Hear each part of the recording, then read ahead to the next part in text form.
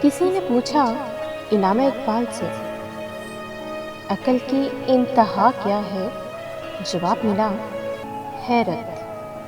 پھر پوچھا گیا، حیرت کی انتہا کیا ہے؟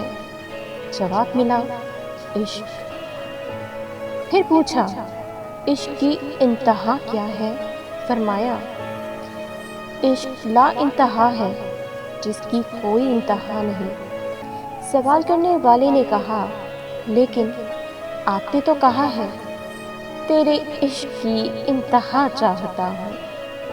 آپ نے مسکرا کر کہا، دوسرے مصرعے میں اپنی غلطی کا اعتراف بھی کیا ہے کہ میری سادگی دیکھ کیا چاہتا ہوں۔ تیرے عشق کی انتہا چاہتا ہوں، میری سادگی دیکھ کیا چاہتا ہوں۔